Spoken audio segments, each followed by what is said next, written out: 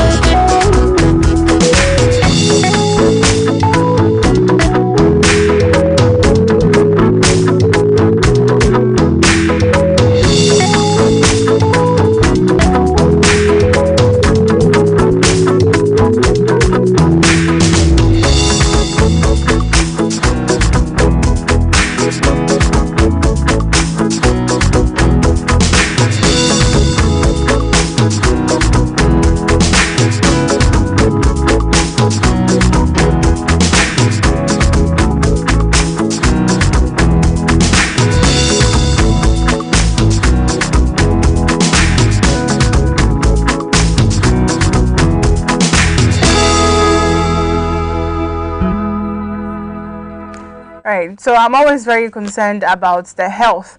So then when you start feeling tired unnecessarily or fatigued and, you know, some of the symptoms that we put out there, please try as much as possible, go to the hospital and get tested. I tell you, my brother nearly died December, January, because he had hypertension and he had been getting the symptoms, but he wasn't checking it. So please do not joke with it. Now, we've gotten to the newspaper section where we give you the headlines or what the newspapers are reporting. I have the Inquisitor, the Ghanaian Times, I have the Herald, and of course the Chronicle. So I have the Daily Dispatch, Business and Financial Times, and the Daily Graphic newspaper.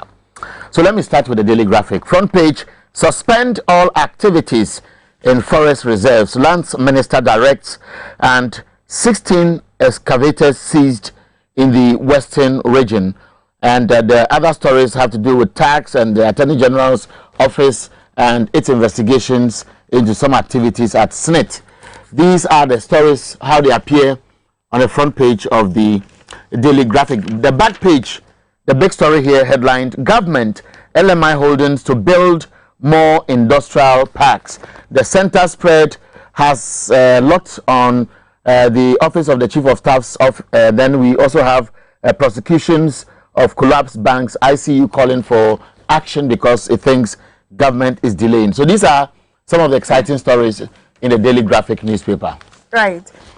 So one of the banner stories on the Chronicle actually has to do with Ghanaians being jailed 10 years in Dubai for exporting weed.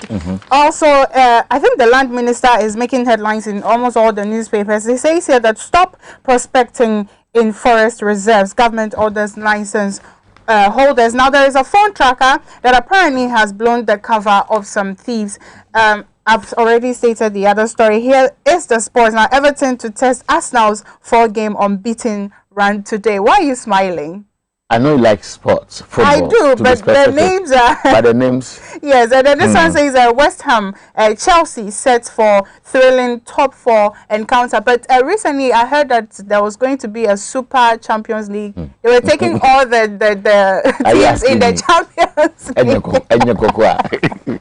I will answer you. But the supporters are not in support of that idea. I will answer so the teams are withdrawing. Suspend mining in all forest reserves. Lands Minister orders. And Obeda Samoa on the Busia era. Akufo-Addo will not hesitate to reshuffle his ministers after 1 year. These are the stories on the front page of the Daily Dispatch newspaper. Business and Financial Times. Economy may not return to normality in 2021. EIU report is staying, and nationwide vaccination could take several years. This is the projection EIU has made. And increasing utility tariffs will collapse private businesses.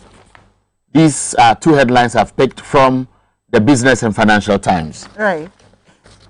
Again, yes. Should I? Okay. Go ahead. So the Ghanaian Times still talking about the the Lands Commission. Now, the mineral prospecting in forest reserves have been suspended. The Lands Minister gives prospectors 7 days to evacuate with their equipment. Now, also respond promptly to early warning signals. This is to the police as well. Now, boost for Let Accra work again. This is coming from Zoomline. Also, 98 Togolese Benin illegal immigrants arrested in the Volta region. On the back page, it says here that the Greater Accra Regional Minister inspects roadworks and cautions contractors against delay. Also, fix malfunctioning street lights on Awoshi Pokwase Highway, Ablekuma residents.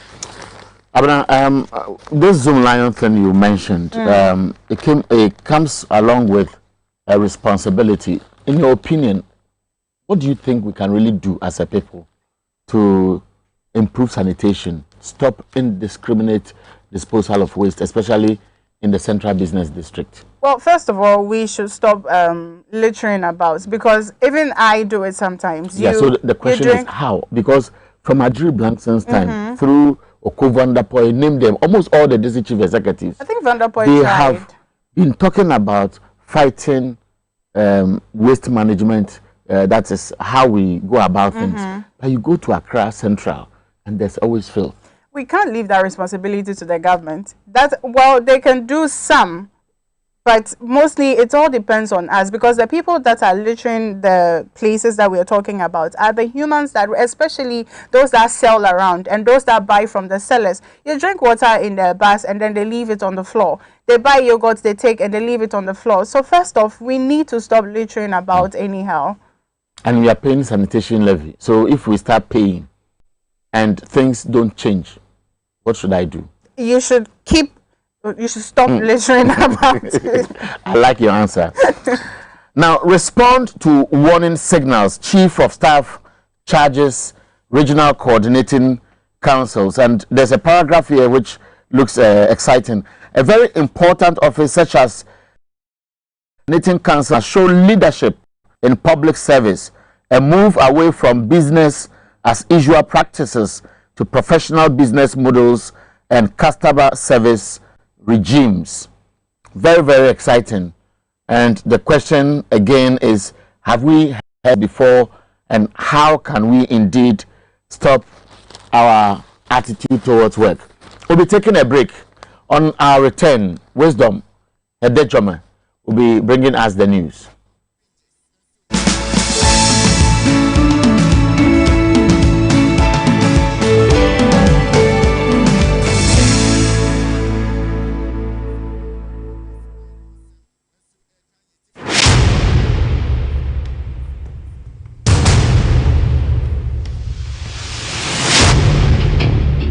The average human body mass should have at least 60% water for optimal performance in any physical or mental exercise. We can help you maintain it naturally.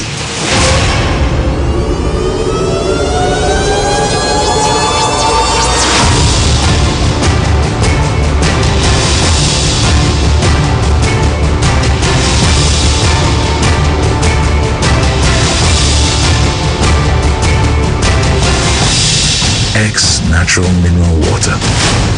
Simply natural. I love makeup. Applying it gives me so much joy. But when it's time to take it off, nothing does the job quite like the Black Secret Makeup Wipes. When I go somewhere and I feel really sweaty, I take my Black Secret wipe and I use it on my face. It picks me up and I don't look as tired as I did when I walked in. Before I work on a client's face, I like to go over it with Black Secret makeup wipes to make sure the face is clean. It doesn't leave the face dry and tight, but it keeps it soft and moisturized. Wipes say your bodo. Barco pick and it gets the job done. Or baby and the smell makes the experience even better.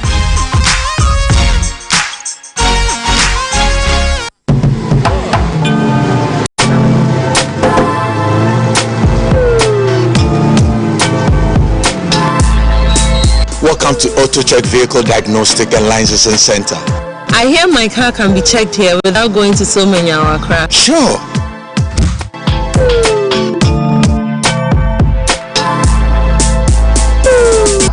Check, auto checks, check, auto checks, Emission, check, auto checks, Alignment, check. brakes, check. Visit AutoChecks at Koforodia Aquadum Road for the roadworthiness of your vehicle, from saloon cars to heavy-duty industrial vehicles. Madam, your car is now ready for the road. Thank you so much. auto checks, Auto checks, check. AutoChecks, your safety our priority. check, auto checks. Peace of mind is very essential in your journey to success. For Akwesi Papa, peace of mind means having a proper covering over his family. Literally. For Araba, aka Injection Mama, it's about having the funds to complete her advanced nursing course. And as for Corporal Odami, it's as simple as reporting on time for his shifts. Sometimes all you need is a simple push. At Needs Microfinance, we have tailor-made loan packages for salaried workers under the Controller General's Department. With the low interest rate and quick wahala-free process, you are guaranteed of a timely solution to get back that peace of mind, literally in 30 minutes.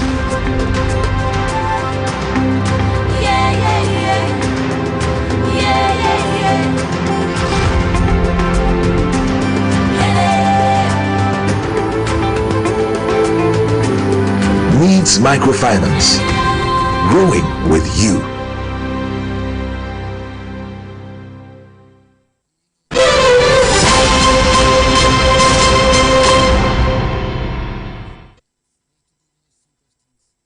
Hello and many thanks for joining this morning's edition of News in Brief or Morning Updates. Coming up this morning, Chadian political crisis revives capacity of ECOWAS and AU and sub-regional leaders to peer review after bitter lessons in Sierra Leone, Liberia, Cote d'Ivoire decades ago. This morning, we shall spend time on this worrying development as 68-year-old President Idris Deby is laid to rest. La Traditional Council serves strong notice any attempt to revise agreement to hand over their lands will be fiercely resisted. And this morning we ask, what are your own expectations as the National Tripartite Committee discusses possible wage increase? And we shall hear from a poor community in the central region where water is an expensive commodity. My name is Wisdom Hedejome and we have details for you.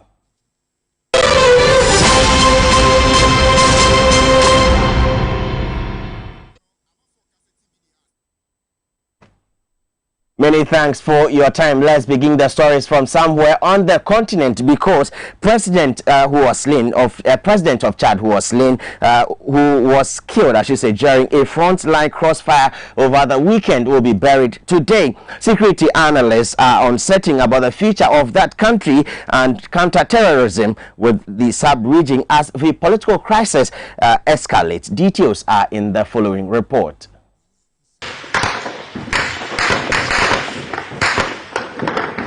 These are no war games, but live bullets reflecting the precarious security situation in Chad. Chad's president, Idriss Deby, was killed last weekend on the battlefield. The 68-year-old had gone on the front line several hundred kilometers north of the capital in N'Djamena at the weekend to boost the morale of troops battling rebels belonging to a group calling itself FACT, the Front for Change and Concord in Chad. His killing came barely 24 hours after the US, France, and UK had ordered their citizens to leave that country. The late 68-year-old, who has been in power for over 30 years, was highly tipped to win his 6th term by an overwhelming majority by a landslide of more than 80%. News about his death a day after provisional election results projected his winning and the immediate swearing in of his son, Mahamat Idriss Deby Into, also known as General Kaka, by his military council, is raising suspicions about a possible dynasty coup. France's foreign minister has said the immediate priority of Chad is for the military council to ensure the stability of that country. But security analysts have warned that the domestic instability will likely disrupt Chadian involvement in the regional counter-terrorism efforts, benefiting Salafi jihad groups that are already on the offensive in the Sahel and Lake Chad basin. It is not clear whether the Chadian military will suppress the rebellion and retain control over the country. Fighters of the Front for Change and Concord in Chad crossed over from Libya into the northern part of Chad on April 11, the day veteran Chadian President Idriss Deby sought a 6th term in a vote boycotted by main opposition parties. The rebels attacked a border post before advancing south, traveling in heavily armed pickup trucks. After intense fighting, the Chadian armed forces over the weekend appear to have slowed the FACT's progress some 300 kilometers or 185 miles from the capital in N'Djamena. Now, the development in Chad after recent political crisis in Mali is raising concerns about the re-emergence of military conflict triggered by raising attempts of government to enrich themselves on their people, dictatorship, and what seems to be the re-emergence of military control. There's already fears the crisis could escalate and destabilize that particular country and the sub-region. What fraud and security consultant Richard Kumado joins me over the phone. So, Richard, many thanks for your time this morning. So, first killed in 30 years in office and almost at a time when he was he was securing a 6th term. Now, there's been issue of dynasty coup and general anger amongst the populace. Could this have been prevented from where you sit? Definitely, it could have been prevented. And I think circumstances surrounding his death is raising so many questions. Number two, he in particular, the role he has played in the maintenance of peace across the sub-region, fighting Al-Shabaab and the other rebel groups has been very critical.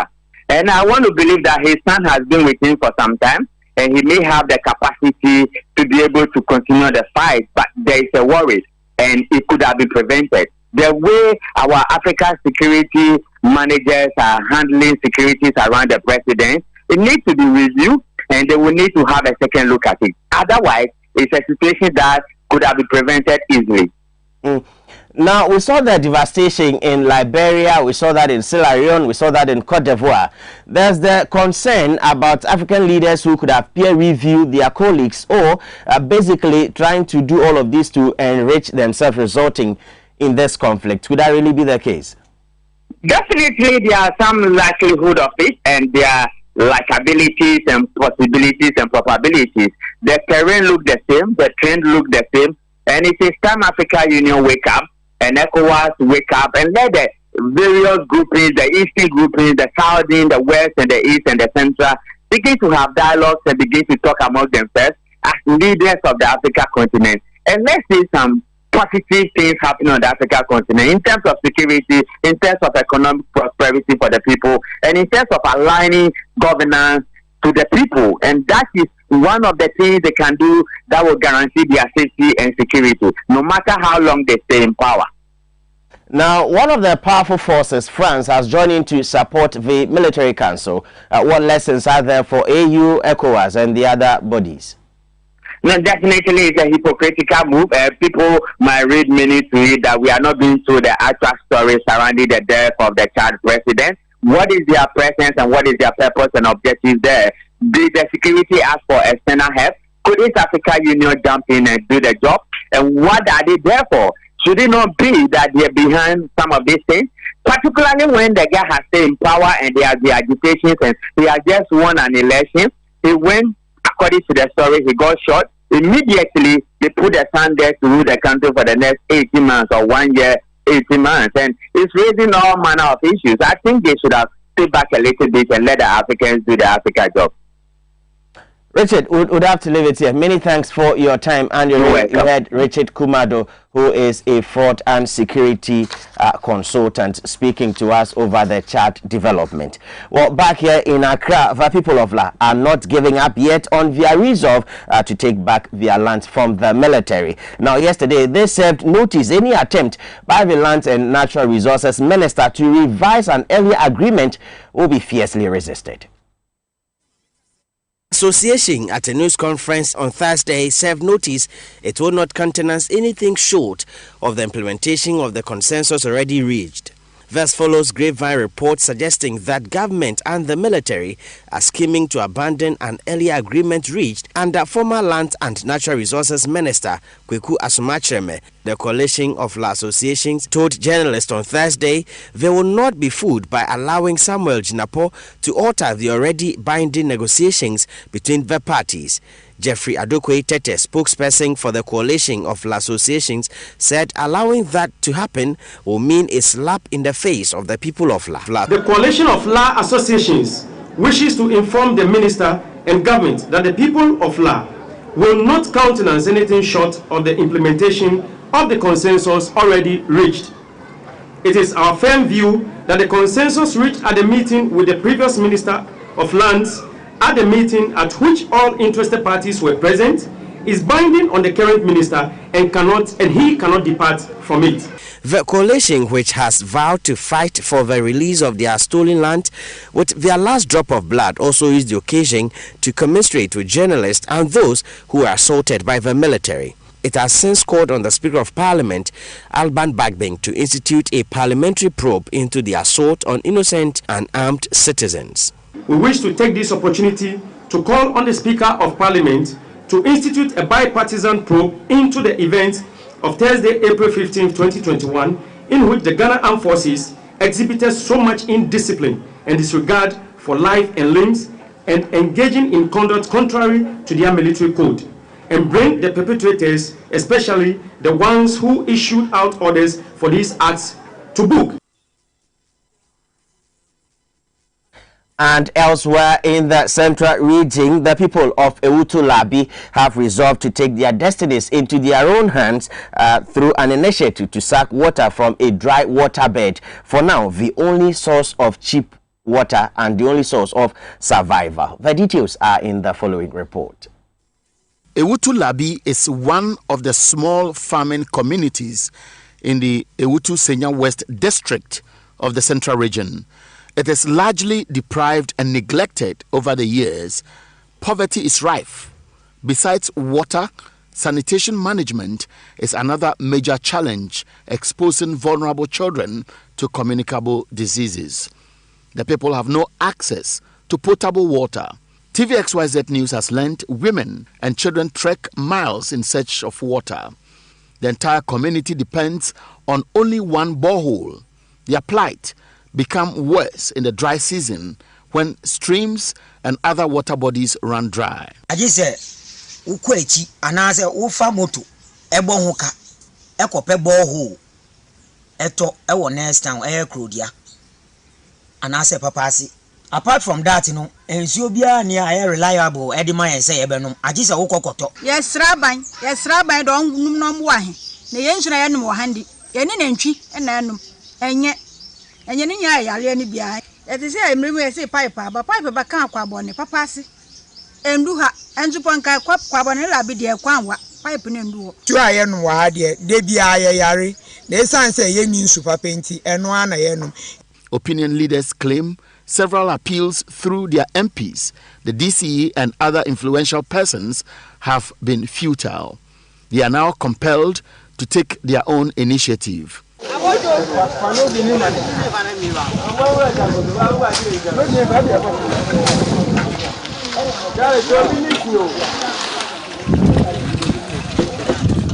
This is one of such, where all hands are on deck, clearing of bushes, digging further to close in to the water table, the only guarantee of their survival.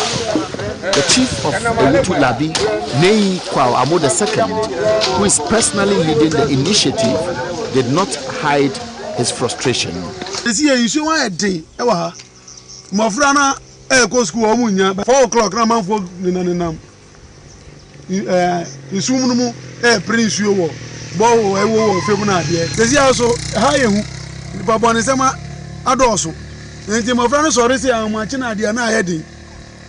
Nti yetena se hu sampa sabasa de se nne ye nyina di communal labor no eba nsuo no mu ye be titi nsuo no ye amane na paye ne anhwe se nyankopon ebe cha nsuo na ye nya bi ye da ye ade nsuo no de ho asem aye din wa ha eno nti yetu anamon. The aggrieved residents are now looking up to God to touch the heart of the district assembly members as well as the district chief executive Stephen Kwame Kwei to save them from further crisis. Now let's take you to the labor front, where in 2 weeks the Ghanaian worker will be able to know how much government is willing to add to their salary. Now, with barely 2 weeks to the imposition of the new taxes in the 2021 budget, the National Tripartite Committee has set up a technical committee to look into modalities to determine this year's minimum wage. Expectations are high after government's recent plea for support to revive the economy and the mixed reaction that greeted the appointment of deputy ministers. Well, Xyz News has been engaging a section of the public. Let's hear them.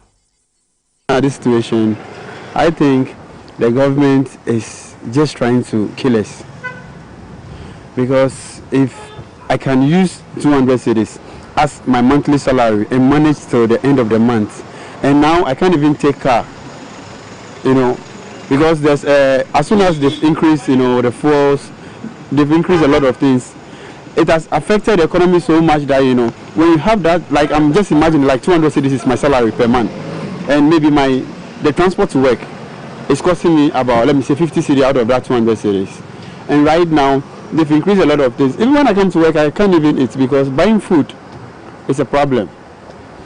And now we're expecting that at least something could be done this year so that we can balance the increments in the commodities to our salary. And then still they are maintaining our salary at the old minimum wage, and they are increasing staffs. I don't know. Maybe they want me. As for me, if I get opportunity, I'll move out of the country. Togo will be best for me. We expect the dialoguing to go on well, and we're expecting an increase in the minimum wage as well, because the system is very hard. People are really suffering. Rent charges are high, electrical bills, fuel bills. So at least there should be a little increase to ease the average Ghanaian worker, so that they will be able to provide for themselves and their family. Even though the COVID is affecting and has really affected us, I think the government should do something. Because in spite of the COVID, there are still increasing taxes, increasing the goods and services. So at least workers' salary should be increased a bit to cushion them. It will be disappointing if there is no increment. But there is nothing much we can do than to plead with the government. And those were your expectations. But before we go, here is a brief report on Ghana's economy after the latest report by the Statistical Service. Government admits economic difficulties but insists the indicators are far better than expected and investor confidence is high. In spite of concerns raised by rating agencies, the Bretton Woods institutions like the World Bank, Government is still borrowing, and the IMF has already warned debt may cross 86% to GDP ratio by 2024. A situation many already say reflects a debt-distressed country. The latest data by the Ghana Statistical Service now indicates the economy expanded by only 0.4% last year, the lowest in more than 3 decades. The figure is lower than the Finance Ministry's target of 0.9% for 2020. According to the data, the industry sector contracted by 3.6%, largely influenced by contraction in growth in the mining and quarrying subsector. Government blames the development on COVID-19, but critics are disputing that, blaming the current crisis on overspending and populist policies, consumption and corruption. 2 weeks ago, the IMF warned Ghana is fast running into the highly debt-distressed category, as majority of its internally generated revenue won't be used to service debt. Total debt is now over 300 billion cedis compared to 291.6 billion cedis in December 2020 and 126 billion cedis as of the same period in 2016 when John Mahama was leaving office. The IMF and other rating agencies are, however, signaling positive development into the future. They are projecting Ghana's economic growth to acceleration by an average of 4.2%.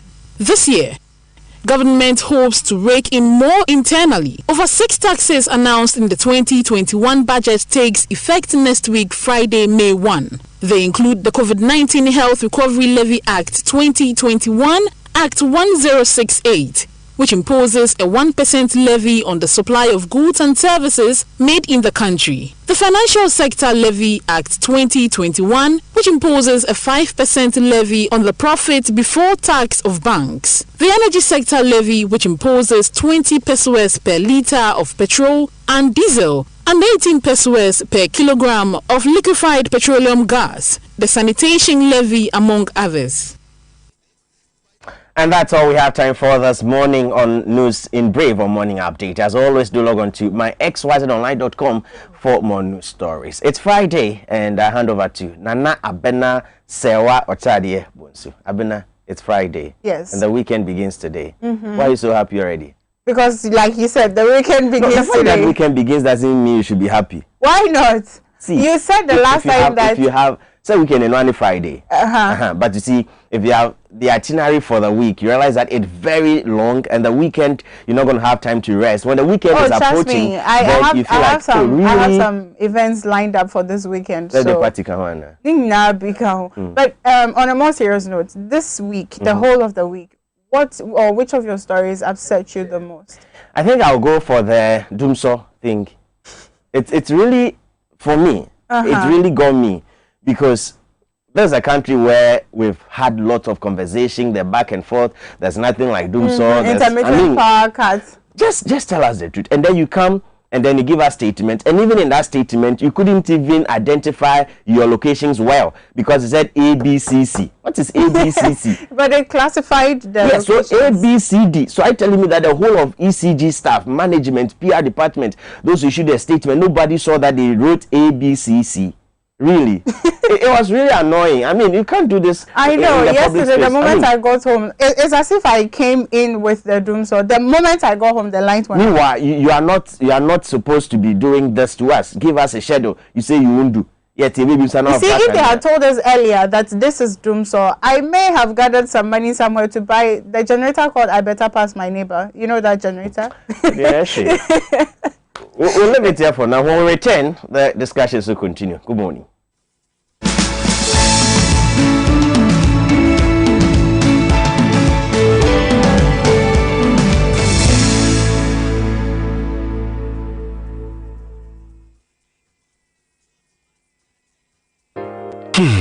Ifo kra na menyisika etia ye mefui. Ehin fa na menya bosia edia tre medjuma yimu. Kai kra mabre mi ye bosia ato taxi foforo. Suhum Rural Bank. Suhum Rural Bank.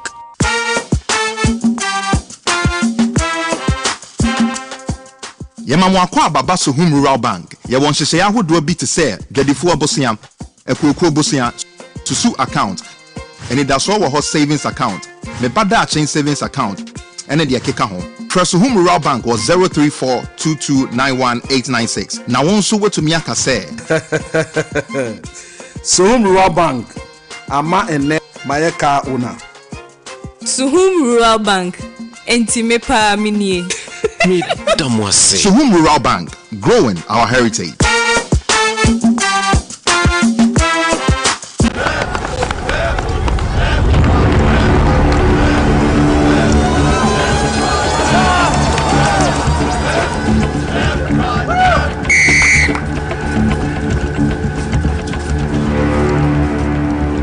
We are one man short. Should we invite him? Yes. It be old cargo. Can I join you guys? Yeah. Always drink fresh, natural, mixed, mineral, water.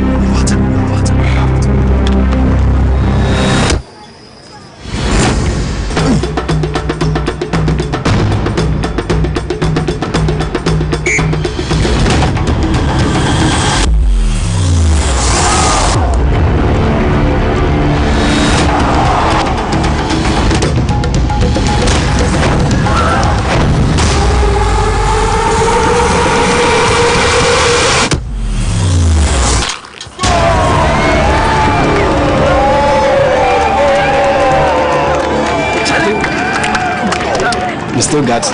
Always keep hydrated naturally. That's my secret. Manufactured with the primary aim of preserving nature's finest minerals necessary for a healthy mind and body. X Natural Mineral Water. Simply natural.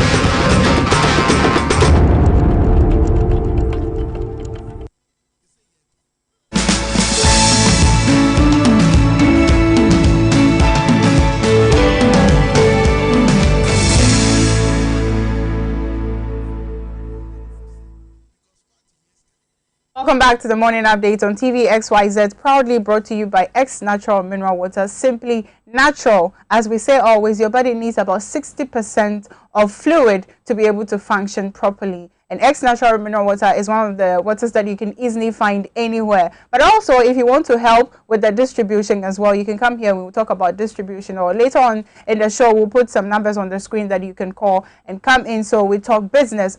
Also, if you're a woman and you're looking for a go-to makeup and you don't want people to know that you're putting on makeup, because I say this all the time, that if people know where your makeup ends and begins, that's the end of you. So if you want a natural makeup that people cannot even tell you have on, then please go to Black Secret Makeup and get your makeup. And also, if you want to find it easy to wipe your makeup, then buy the wipes as well. I advise strongly that you get them. This morning, we want to ask you what has been bothering you, or which of the stories that we have discussed here or on other platforms that you heard disturbs you so much. So we'll put the numbers on the screen, the phone lines on the screen, that you can call in, and we'll have this conversation, discuss, and see if there is something we can do to help solve the situation as well. I personally, one of the stories that disturbed me when I saw, and still disturbs me, is the Ghanaian women that are stranded in Arab. Now, one of them apparently is very sick, and she's been sick for almost 4 months now. She's not been able to get medical help, and so she's not even able to move at all. She's paralyzed and lying in bed. And the other women are talking about how their bosses are still hunting for them. They go to the Ghana embassy and they are asked to go back to their employers because their contract is not over. So they are begging, they are crying with the knees on the ground, asking that the president helps them out, or any Ghanaian that can help should come to their rescue, because they are living in a very small room and there are about 25 women in that room. There's no space, and even where they are living was given to them by someone, and that person has given them short notice to move out of the place. And so if the person comes in now, they have nowhere to go.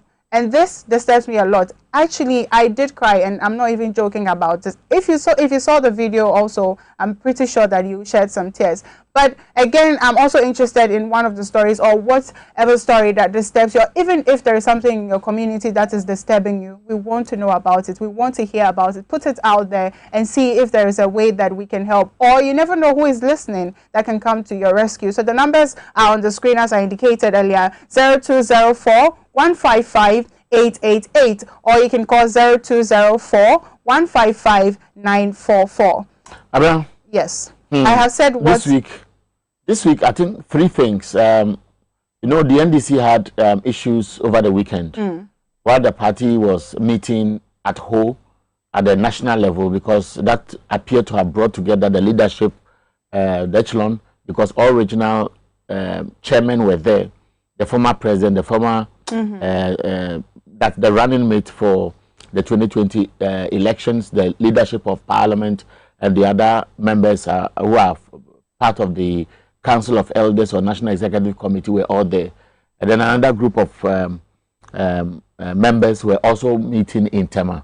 And they came with the controversies around who's a cadre, or what may have happened, or whether the NDC lost the elections, or if the NDC is divided, or people perhaps have their own agenda against John Mahama. Then the Ekwe Apollo thing also came up when she was asked to go and serve a 90-day sentence. A lot of us had a number of conversations around the time. You know, and then the news came that there was going to be an appeal, and the indications were that when the appeal goes through, she will be granted bail, and it happened. And so that excitement also went away. Then the Agrada business also came up, and we know what has happened. I don't know what is really bothering, but in my opinion, Agrada seem to be getting the name wrong. But one interesting thing all of us must join is how we can keep our country clean. There's somebody on the line. Yes. So Mohammed from OT. Mohammed, good morning. We've lost him. So please continue. So it has to do with sanitation.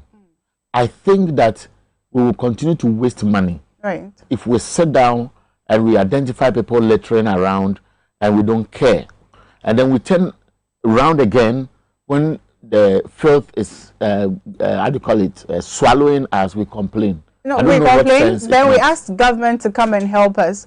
That's the thing. We litter. Why is it that those who litter any part of this country indiscriminately go to other environments? You pick the same people to another environment, and when the place is very clean, they will know where to drop. Because it's a lifestyle. I mean, cleanliness is a lifestyle. So if it is a lifestyle, can it change suddenly? That will move you from an area where you do all kinds of things the way you do it, and it will take you to another environment where everything seems to be perfect. Walking in the street. They will litter again. So what? Sure? Yes, they will litter. So what needs to be done is to let them clean what they have done and subsequently monitor them to see. So there's someone on the line also from Koforidua. Patrick, Patrick from Koforidua. Patrick, good morning. Good morning. Thank you for calling. So please share with us what has been bothering you this week, or if there's anything in your neighborhood that you think we should know about. Yes, it's all about the issues we just discussed this morning. I don't know why our country, if people are arrested for being committed a crime, a group of people who agitate that such persons should be released, and we release them. That is my worry. Then what happens to those that have been falsely accused and they are in jail?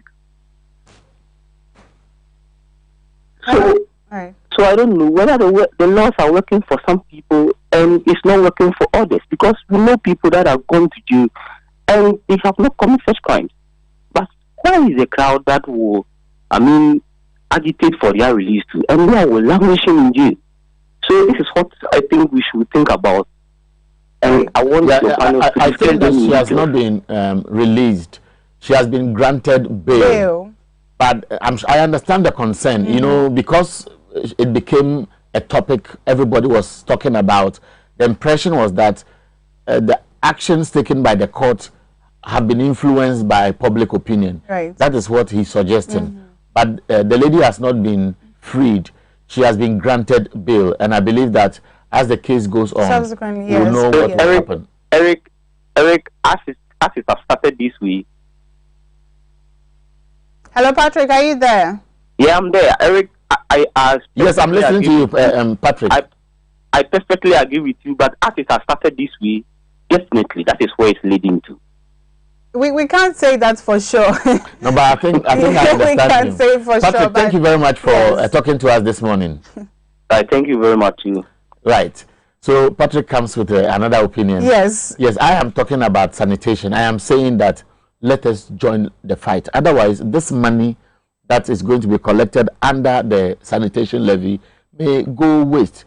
There must be clauses. If I am going to pay more for a certain solution to be found, what are the timelines?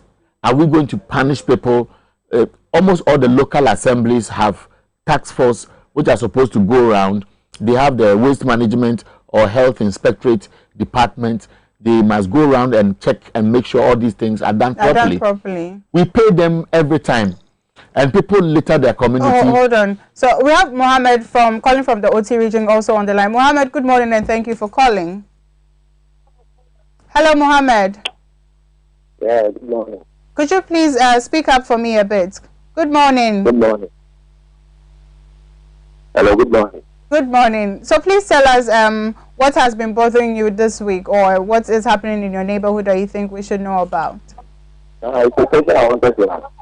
Okay. Look, I want to know the outcome of the Can you hear me? It looks like we cannot hear you. We can't hear you, Mohammed. Look, I said I want to know the outcome of the election. You want to know the outcome of what? It looks like South elections. Okay. Okay. The case is still in court. Yes.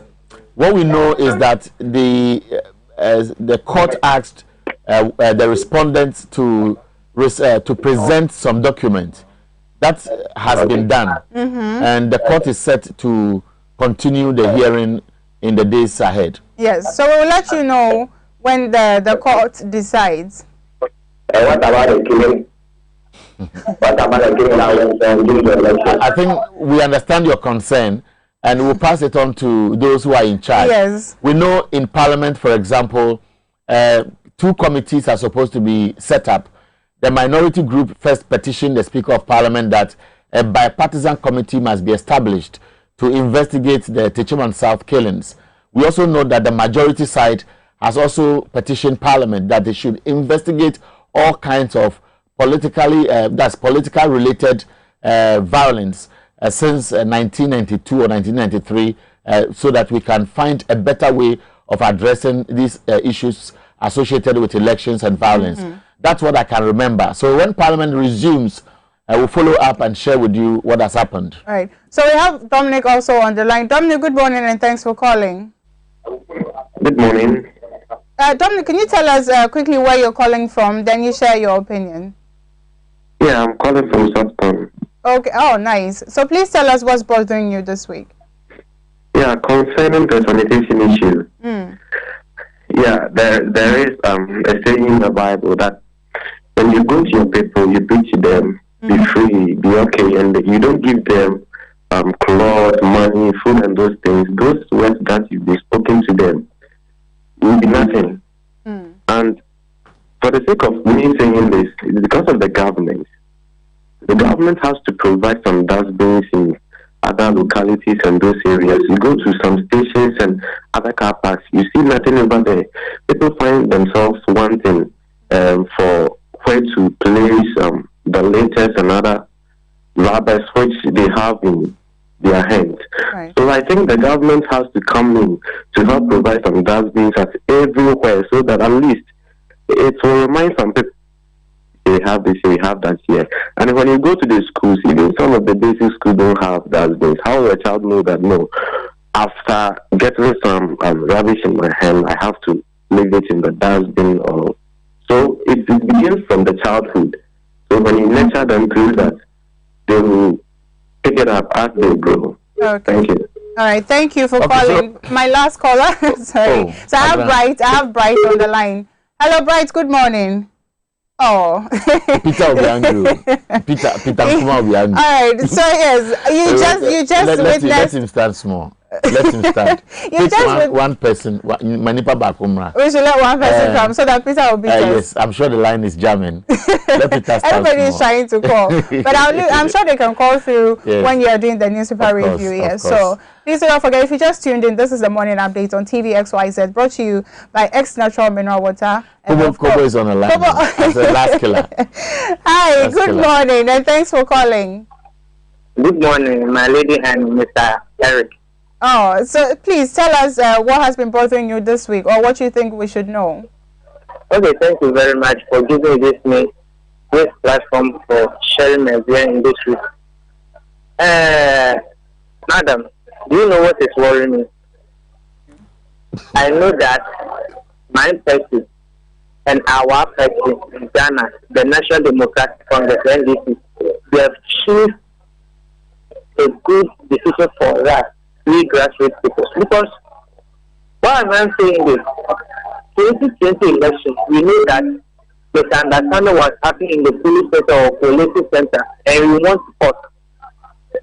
And we asked for this to come and clarify something for we Ganesh, we understand the 2020 election results.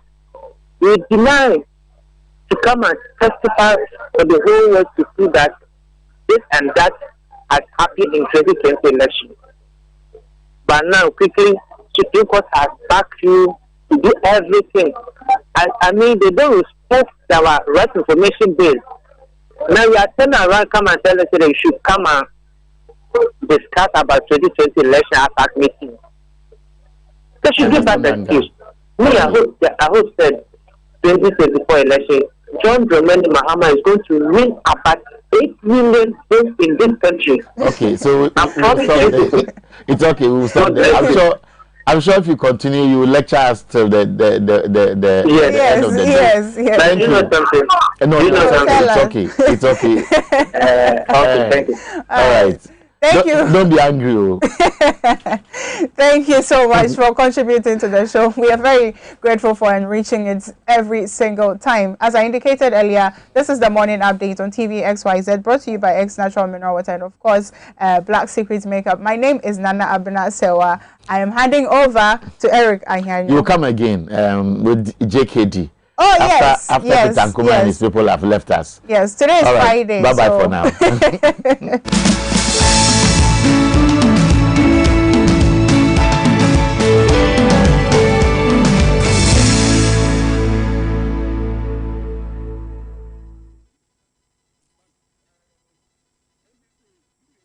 XYZ. This is Xyz TV, and of course you will always be following us on Facebook or YouTube. Send a link to your friend. Send us your WhatsApp message 0556 999 999. We're reading them along the line. This morning, Peter Nkuma, Deputy Editor, Daily Dispatch newspaper, is already with us, taking his center seat. Peter, you are welcome. Thank you, my brother. Then Frank Pedro Asari is a national communication team member of the NDC. How are you, Fred? I'm doing very well. Very good. They are welcome. I'm happy today. We are starting a bit earlier. Now, Peter, this week, a lot of things have happened. Which are your picks as an editor as we are closing the 5 days? Well, good morning. Quite clearly, it will be the ministerial list that was released yesterday, 3 days ago.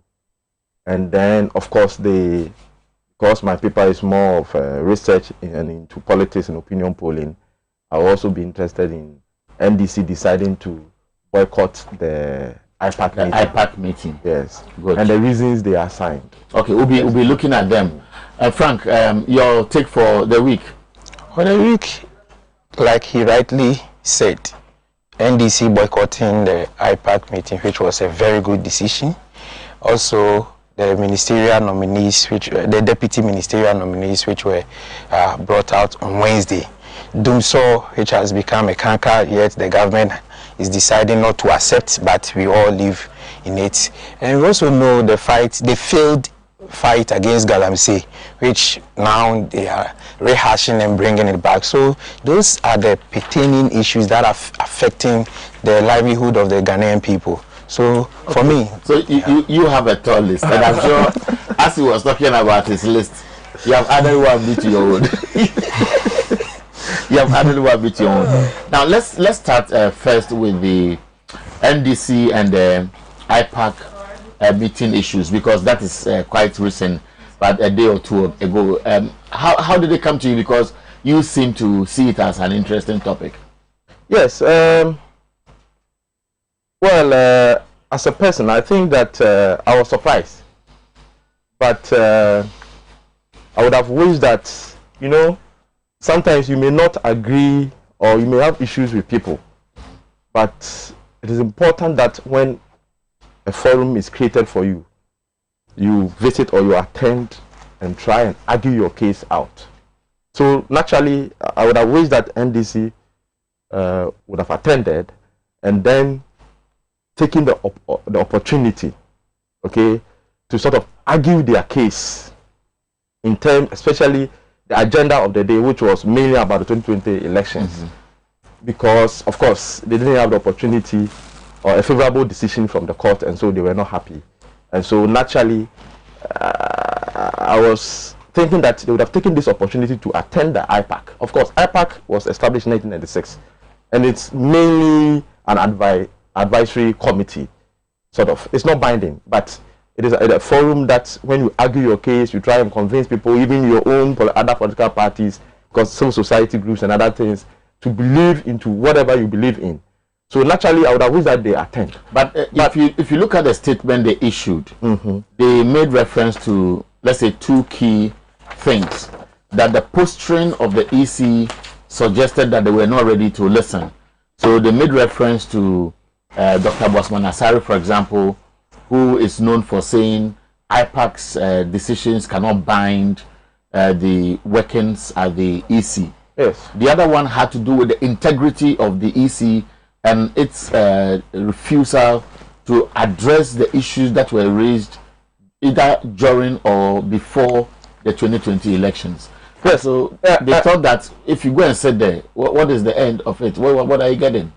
Yes, but you see, by and large, I agree with you that yes, it is their decision. You can't push them to attend a meeting they are not comfortable or they think that the agenda is not, that wouldn't be in their advantage. Especially where we are in this game of politics, where you need to take sometimes political decisions to favor you or in one way or the other. Remember, those are the helm of affairs. Some of them will be seeking re-election. And especially when they have told their supporters or their grassroots that they've been cheated by the Electoral Commission, definitely they will have to play into that mindset and that game. That look here, we've been cheated. The same issue is coming to review 2020 election that we have issues with. We wouldn't sit with them. So you can't also push them to be part of a meeting they don't want to be part of, especially when this is not the first time that such a decision has been taken. Remember, in the early stages of 2020, NDC actually boycotted some of the IPAC meetings in the run-up to the compilation of voters register. In fact, in 2016, there are records to also show that MPP actually also threatened to boycott IPAC meeting after their call for a compilation of a new voters register failed, and the posture of the then EC chair, Madam Charlotte Osei. Okay, so it's not new that a group or a political party will decide not to be part of an IPAC meeting. In any case, there are some political parties who will not attend IPAC meetings and yet contest an election. And so, it's not a big deal. But you see, as the largest opposition party, if they perhaps had decided to stay this course, would they have called for maybe a national consensus on how the EC must be seen operating going forward, if you want to bring along some of the recommendations by the EU observer mission? Oh, my brother, you see, I've been around long enough, at least, okay, to know that when political parties are in opposition, they will always have issues with the EC. Okay? Look, I just mentioned the fact that in 2016, MPP even threatened to boycott IPAC meetings. And check their attitude and the future. I'll come back definitely to you again on this topic. You wanted to just add something small. You see, my only point of disagreement with the NDC is their choice of words. Okay, you can disagree with an institution that I won't be part. You can't be forced. In any case, IPAC is just advisory, blah blah blah. Okay, but when you use words like lack of candor, okay, words of odious duplicity, which means that hate or hatred, okay, and an open bias, and you do not give us better and further particulars, it becomes a problem. Why do you run state institutions down? If the NDC and that state institution will have to. How do you see Dr. Bosman Asari's comment that the NDC is a threat to the security of this country, and his own posturing towards the NDC when he was appointed? Look, you see, how do you see the development that we saw between Jean Mensah and Johnson Asiedu Nketia over a certain tape which later suggested he was laughing, or his body language suggested that he wanted to embarrass the woman? Look, you see, I don't want to go into those banter between some EC officials and some leading members of the NDC. Of course, it's not, it creates some problem, okay? I don't agree with an EC body, members of the EC, but especially someone like Dr. Bosman Asare responding, because of course his response came out of he was reacting to a statement from the other side, okay? But of course I don't support this, I don't want to go into it, but the bottom line is that a decision taken today, you must be interested in the fact that whether it is sustainable or not. That same EC body will have to conduct 2024 elections. So in that case, would you contest that very elections or not? Okay, so just stop there. Let me take Fred. Fred, so I spent time with him. I'll definitely come in along as you do your submission. Yeah. Eric, our decision not to attend the IPAC meeting is a good decision, and it was born from the fact that the Electoral Commissioner had the opportunity to review, as it were, the 2020 elections when the matter was pending at the Supreme Court, but they decided not to, and through their EC and with the help of the court, they boycotted, or they, as it were, did not attest or come to review the elections they conducted. Over the years, since 1996, IPAC has been an instrumental body, and all reforms that we have had in our electoral since in 1996, after the opaque system in 92, we realized that it is through IPAC, and it has been such that the political parties give their ideas, even though it is not binding because it does not have a constitutional backing and it is not backed by statutes. It is a convention that has been upheld, and it has helped us going forward. During the time of Afarijan, we all know that any CI, the constitutional instrument that is sent to Parliament on the conduct of elections, are being done by the various political parties, then presented to Parliament. It was same for Charlotte Osei. But what are we seeing? When Jean Mensah came, we all know, and it is a fact, that the just ended election, the CI that was used, the political parties were just presented with it at IPAC, with that day even making the inputs. That has always been the case. But that notwithstanding, let us look at the issues at stake. This Electoral Commission, headed by Jean Mensah, is suffering from a huge deficit when it comes to credibility. The reason being that it is obvious from the actions and inactions, the statements from herself, from Bosman, that the election they conducted in 2020 was geared towards helping the MPP win, and exactly what they did. See, he raised an important point, that how do you justify it? I drew his attention to comments that must have been made. So if you say the posturing, really they will still ask, what is the justification of the conclusion you have drawn? You see, since she was appointed, every decision she has taken, mostly at IPAC, they go to Georgia, you bring out the ideas, but the first time she even called for an IPAC, if you may recall, the time NDC was informed, and now at IPAC, military, police presence, knowing very well that the very things. No, I'm coming. No, I've told you about the time they called the NDC and all suggestions that NDC has brought onto the banner. It has not been taken on board. Yet everything that the NPP believes in has been accepted, and it is what they have been using. That aside, you look at the comments from someone like Bosman Asari, and ever since they were appointed, we the NDC have no issues, because you see, the truth of the matter is that somebody must head the Electoral Commission, and they must be Ghanaians. So how will this affect your interest in what really happened in the 2020? So yeah, I'm building a point. The Electoral Commission that has rejected the 20 reforms that has been proposed by EU. Truth is that when we go, the very things that they did in 2020, when we go to meet them, they are not going to change. So we in NDC believe that we have to build our own political party, propose our reforms, and work towards it. But that notwithstanding, we have said that this statement does not mean the NDC, like Peter was saying, will not contest the 2024 election. That does not mean that the NDC will not partake in subsequent IPAC meetings. No. We have made our position clear on the review of the 2020 presidential and parliamentary election. We think that the EC was complicit in the 2020 election, such that all their actions prior to the election was geared towards one thing: getting Akufo-Addo elected, and they have achieved their aim. We sent it to court. They had the opportunity to come and tell the Ghanaian people about how the election was conducted. They decided not to. The decision there could have had consequences on the decision of the of the Supreme Court. Now we decided not to come. We go to meet at IPAC. What everything we say will not have any consequences. Okay. So we are rejecting the review of the 2020 election. As we speak, about 5 of the parliamentary elections are in court. We all know that Esika Doketen is in court. We know the Techiman South election is in court. Sahiro also constituency, my constituency, is in court. So Cape North is in court, and Asen North too is in court. So how do you review those parliamentary?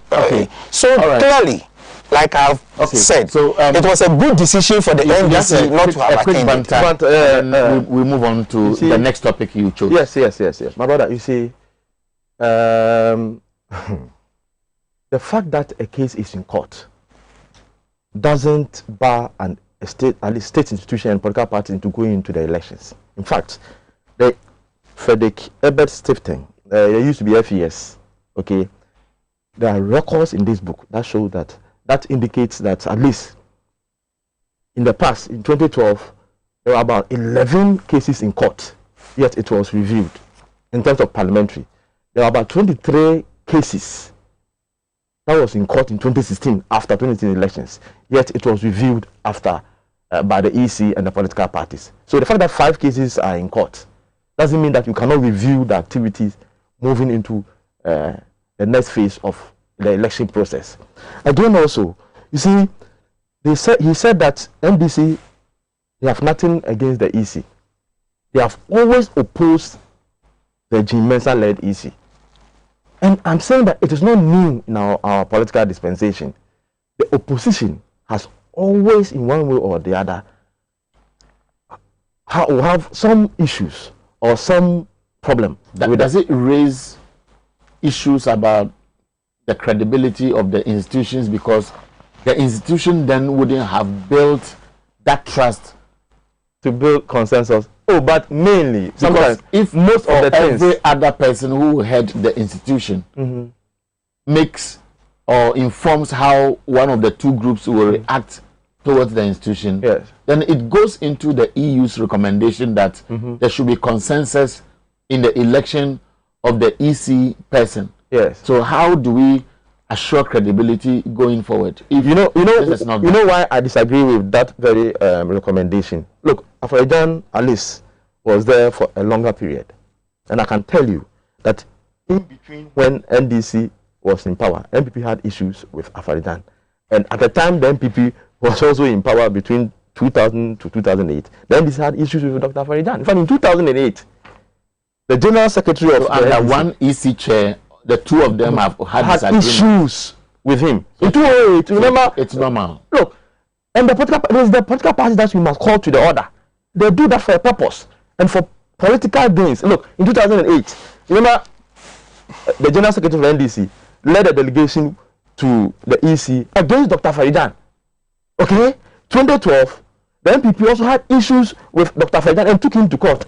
So it's a game that they play with our state institutions. Do you agree with what I disagree with him. I disagree entirely with him.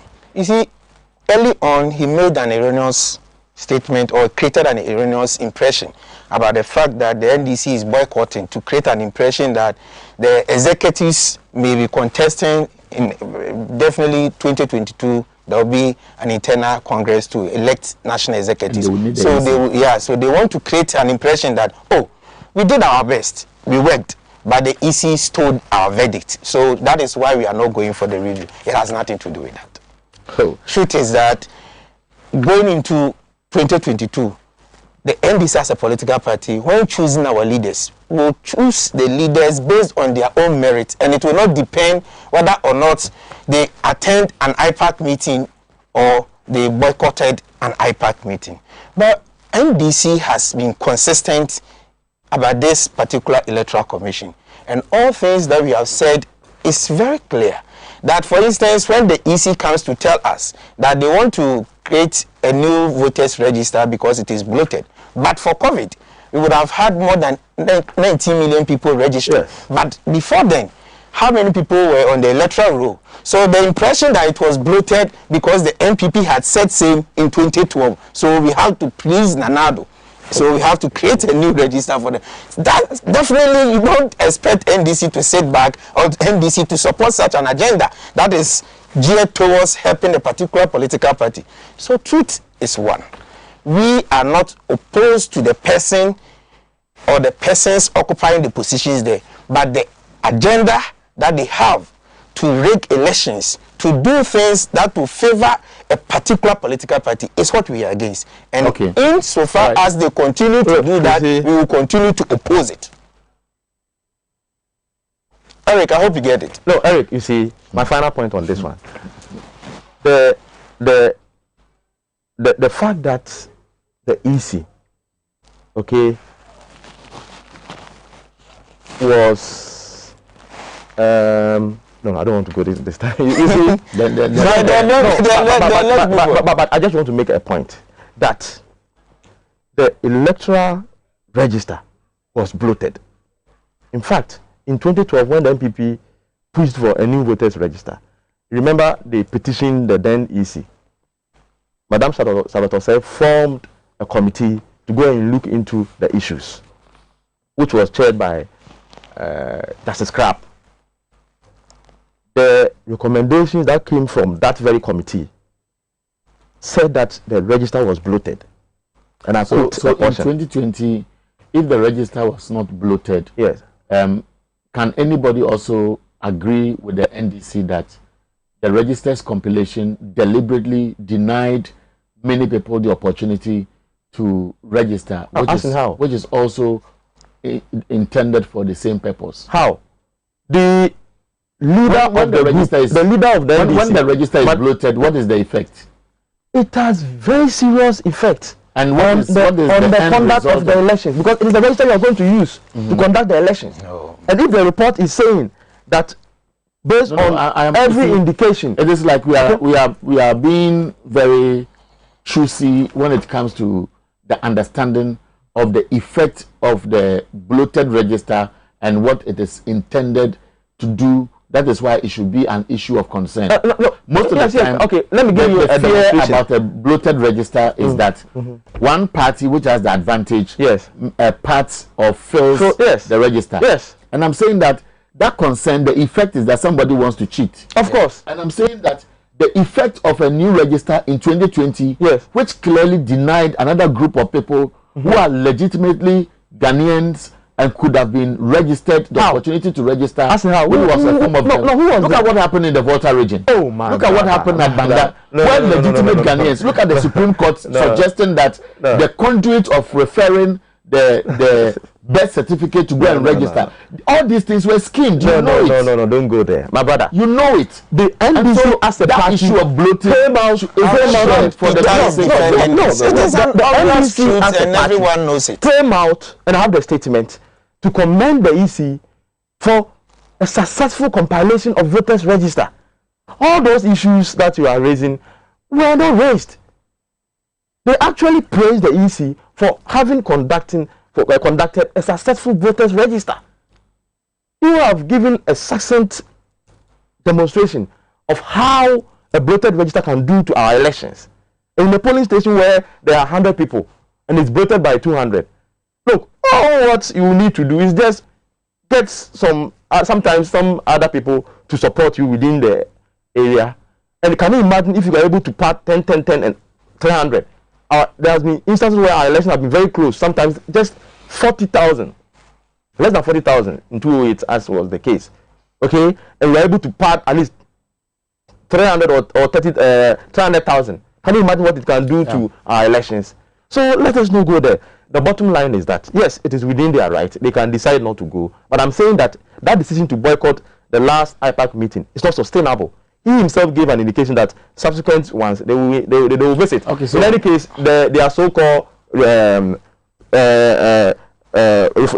that they are going to push, who is going to implement it? Is it not the EC? They will need the EC. When they are going to conduct their internal election next year, they will need the EC. They will go to them. So it's just for political gains, just to help one or two people who are seeking for re-election. Now, so let's walk into the second topic you raised, which is just around what we talked about.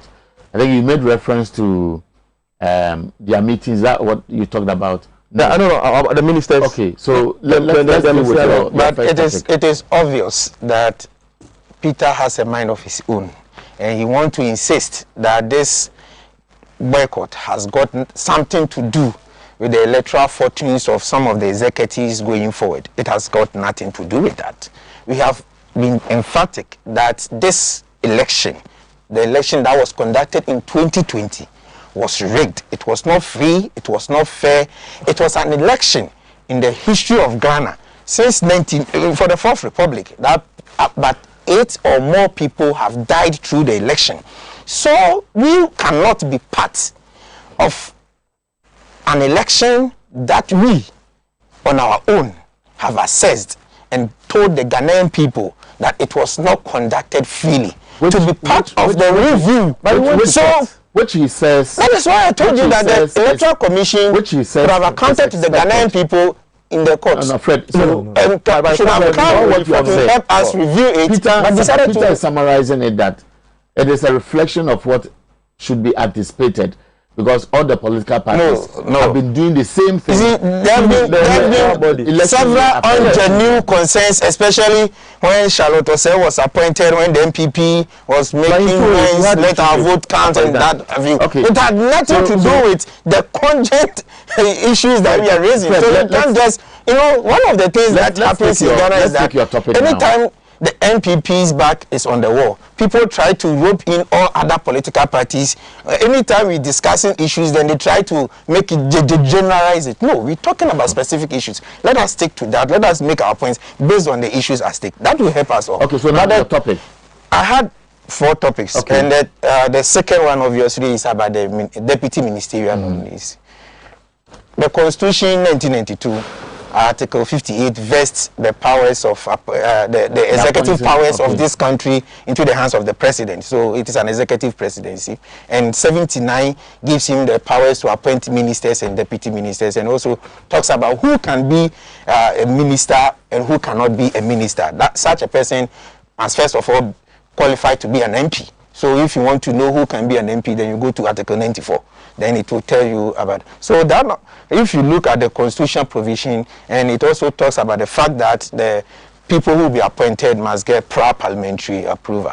It is that word that has been in contention. People think, and it came up somewhere in 97, when President Rawlings decided to maintain some of his ministers. J.H. Mensah, who was the minority leader, then went to court, and so the popular J.H. Mensah versus the Attorney General case. You realize that people think that it should be vetting, but truth is that Though over the years they've been vetting, but there is no statute and there is no constitutional provision that mandates that it should be vetted. I'm driving at the point that when someone is appointed, the prior approval could be anything for the parliamentarians, and the parliament is a closed book. They decide what they do. When someone qualifies to be an MP, in a person of, I'm just choosing one amongst those that have been appointed, someone like Martin Ajekosa. When you look at the constitutional provisions in 79 and 94, I think that he qualifies based on that. But I will suggest that such a person, he shouldn't have first of all been appointed, but as now the president has the power and has appointed him, I will suggest that the minority in parliament should boycott his vetting, or even if they can, when they sit in the vetting, they shouldn't approve of his nomination. The reason being that his case is not different from the Lydia Alasan case when placards were waved about the bloody widow. You look at the people who died in Techima in South in his quest to be an MP, and the substantive matter is in court, so it will be prejudicial for me to start talking about it. I will leave it to the Wenchi High Court to bring a verdict, which I know to be a favorable one for the NDC as a political party. So when you look at someone like him, I think that he doesn't deserve to get the honors to be a deputy minister. You look at the list.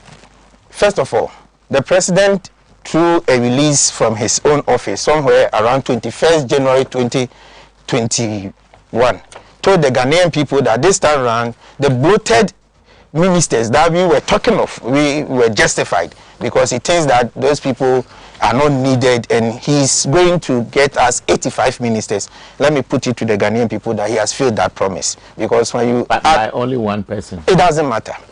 It doesn't matter. The truth of the matter is that at any point in time, if you're a leader, you need to be consistent. When you tell the people that you give them one, you don't come and give them two. So that is the issue you have. No, that we put that aside. The Constitution, which grants the president invests all the powers into the president, also gives him the opportunity that in distribution of the national cake, being it even appointing of ministers, the state resources, we need to have a regional balance. When you look in the main ministerial appointment and you juxtapose it with the current deputy ministerial appointment, it is obvious that there is no regional balance, and it is clear. The 16 regions, some, for all the 86, they have only one. Others are having 14. And let me put it out that I'm not oblivious of the fact that for constituencies, for regions like Ashanti region, we have 47 constituencies. So obviously an MPP is holding about 43 of them. I don't expect that the number of ministerial appointments that will come from Ashanti will be same as a region like I have a region that has only 6. But you have to be very fair, and it has to be proportionate. You have to look at the numbers. When you look at a region like Eastern region that has 7 of the deputy ministerial appointees, you go to Western North, there is none. You go to Oti region, there is none. And when you look at some of these things, it creates an impression that people's mindset about this particular government being for a particular group of people can't be said to be true.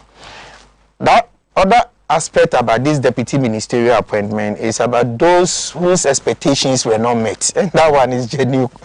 Genuinely, there are over 6 million people. Not been met.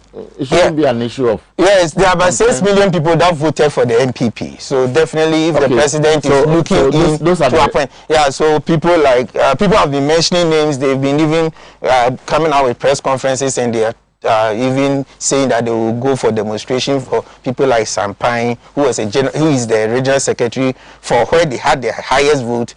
Other regional secretaries were given ministerial. Some have been appointed as CEOs. Others are even as presidential staffers. He is not being considered. Someone like Farouk Ali Mahama on his own Facebook wall was talking about his father's legacy. What has that got to do with the NDC? Must it necessarily have something to do with the NDC? We are talking as Ghanaians. It is a topic we discuss it. I hope you get it. Because if NDC was to be in power and we have appointed people, they will come to analyze it. You know, when President Mills of blessed memory decided to bring in more youth. And for me, my take on this whole deputy ministerial appointment is about the fact that they have come to accept that bringing in the youth is a good thing. These guys said a lot of things, some unprintable, about the fact that we were bringing youth, these are that. But now, we all can attest to the fact that it has come to help. And they have also accepted that. So you look at the deputy ministerial positions, you realize that there are a lot of the youth in there. And it's a good thing to... I understand you, Fred. Now, Peter. Yes. He said a lot. Yes, he said a lot of things. But before that, he veered into so easy matters. You see, maybe we should find time and discuss it thoroughly on the detail of 2020 elections. Okay, this is the party which right after 2020 elections said they have won the elections and actually came out with a number of seats that they have won. In the end, when they were pushed to go to court, their lawyer Dominic Ayene, said that they have no evidence that Mahama won the presidential elections. Okay? The same party, up to date, have they been able to come out with their own compiled data? No. The same group, right before the election, waged a campaign against the EC. In fact, in the process of compiling the voters register, they said that the register, there was too short a time to compile the register, forgetting that in between at least 1992, when we started this Fourth Republic, the register has always been compiled at least 7 years, 9 years, 8 years interval. They said that, oh, the EC was conspiring with the MPP to steal. They went to court, they were given opportunity. They actually even alleged in their court processes that there was overvoting and pardon. When they were given opportunity to prove it, they said they brought samples. But does it really make sense that you see somebody taking your property and you have opportunity to send such a person to court? You go to court with samples and not the evidence, the entire evidence that you have. Doesn't make sense. Now to the ministers. Look, he rightly said that the Article 78 empowers the president to appoint ministers. Okay? I am very happy. No. 78 is about agreements and treaties. No, it's not true. The Article 78 says that, and how the Constitution, it says that ministers of state shall be appointed by the president prior approval of parliament from among members of parliament or persons qualified to be elected as members of parliament, except that majority of ministers of state shall be appointed from among members of parliament. Yeah. And then the 79, the president may, in consultation with the minister of state and with the prior approval of parliament, appoint one or more deputy ministers to assist the minister in the performance of his functions. Okay, so clearly the duty is both, of course. Okay, but I am very happy that I see a lot of young people in the appointment of ministers this time around. The 78, when I read it, you realize that it said most of the appointees must come from parliament. And this time, in fact, we have done analysis of even the deputy ministerial list. I think, and about 85% of them are from parliament. They are pro and cons, which is that, yes, we are fulfilling the constitutional requirement. But it means that the whip will have to do a lot of job, because most of them will be having a divided responsibility, being in parliament and also being at the ministry. There's also an advantage in that you save costs, because you don't have to pay them differently. In fact, I am told that most of them have even decided to take their MP salary. Okay, which is good to have more of your people taking a pay cut or sort of. But the other side of the argument is about the cost to the state, as in, i.e., the list of people who have been appointed. Oh, so government could have cut it by reducing the number of deputies to one particular portfolio. Like, so you have 3 deputies to finance or education or energy or health, or you have 2 appointees under some of these portfolios, which could have been reduced to 1. Well, you can have your opinion on any law that in deciding that at least look at a place like transport. There used to be aviation in addition to transport. It's merged it. No, yes. But in the first administration, there was a ministry in charge of aviation, another ministry in charge of transport. It's merged it, one minister and 2 deputy ministers. So instinctively, one will be in charge, maybe be in charge of aviation, and maybe the other will be in charge of something else. Sector. Yes, but you see, and so that is it. But he gave an indication as to whether one should be, is that in his constituency people died, and so he should not be made a minister, and that the NDC should boycott or sort of vote against his nomination. You see, death is not something one must support or sort of justify. Okay, it is very unfortunate, and I will support petitions to the speaker that there should be a bipartisan committee to look into that. And then people think say that, look, let's go back, because this is not the first time, and it's true. Okay, there are enough documentation to show that in our elections there have been instances where people have died. In Akwatia, in Tripoli, people have been injured. Look, in Tripoli, the circumstances under which they died, are they related? Yes, Tripoli. There's a story on Major Online. 1 dead, 40 injured in a political clash ahead of Wednesday's vote. And you go into it, it was the same election-related issues.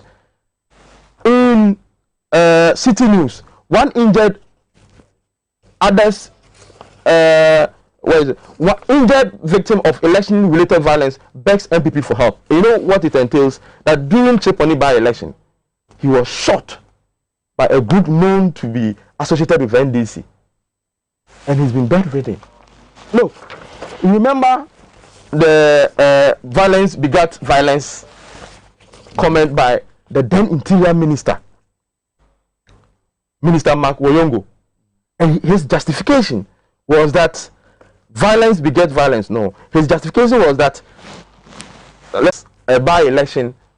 No, why? Apart from salaries, all other things are different. And the truth of the matter is that MPs don't have police security. They don't have government bungalow that they have police protection. I'm coming. MPs don't have. But they have. But they are giving. Yeah. No. What I'm saying is that if I give you loan and you go to rent a house, the government it's not incumbent on the government to give you police security, but all ministers have seen. And when it comes to the lifestyle of ministers, the amount that is spent on ministers has got nothing to do with MPs. That is why that argument that most of them are MPs and as such the cost will be reduced, for me, someone like me doesn't tickle me. I think that it is infinitesimal. It is not significant. Pedro, you know that every MP now has a police escort. No, they not necessary. They are signed. So there are some of them. Like for instance, Oseche Sabunsu made an argument that one of them, Ayumadu, had a funeral prior to they electing the Speaker of Parliament. So after the election, then they had to give him a police escort. Problem and the fuel matter. Remember, the president had to even say that it was an act of God because a pipe, some ship also had broken some pipe on the sea, gas pipeline project. So it was mainly on fuel and generation. And they did so well with the generation aspect, but the fuel was the problem. Okay, so as for Dumso, why? I'm saying that it will always be with us, one way or the other. But President Mohammed's one was unique. It was so long a time that he couldn't stop it. For almost, it ran through his administration. You can go into it. That's my point. Oh, why would you run over? When you look at what he has done, or you will criticize him for Dumso during his tenure? No, it's both. Look, you see, when President Kufuor's time, between 2007 to 2000, I don't need an explanation. I'm giving this answer. No, it's a straightforward. I will blame him because you know why.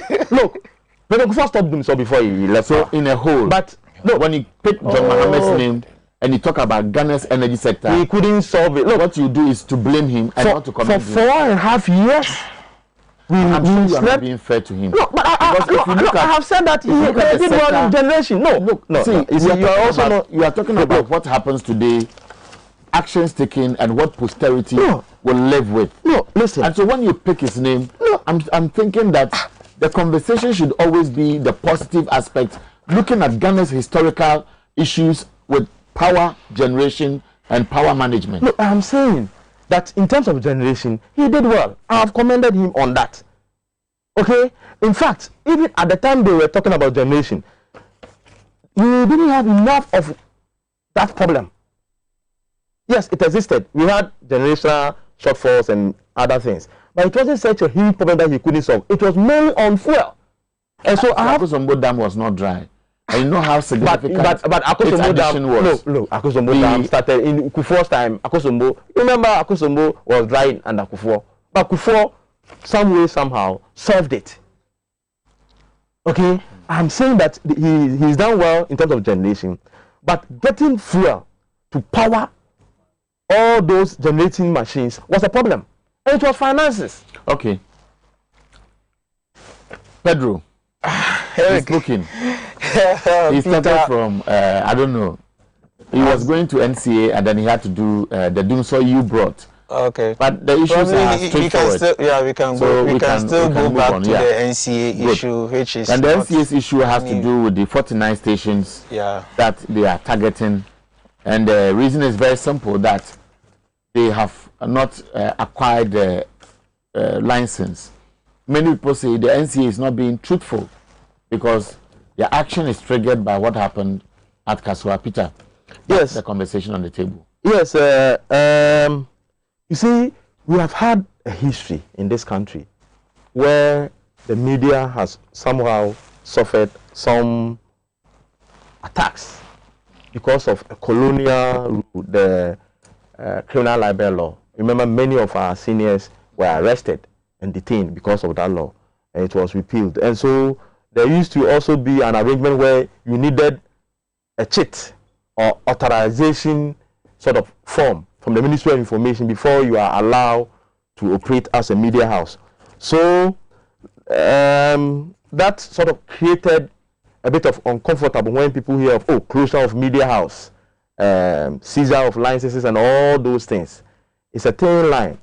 But we cannot also deny the fact that the same Constitution, Article 164, empowers us to regulate the media. We cannot live in a jungle where anybody can just get up and open a radio station or an online something and start broadcasting. See, you need some form of regulation to sort of manage the space.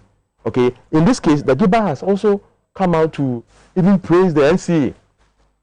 But the Media Foundation for West Africa is also questioning the action of NCA. Yes. No. And they are all stakeholders. No, yes. You see, and I listened to my friend and brother Suleiman Brahma. You see, his main issue was on the Article 163 of, with your permission, let me read it.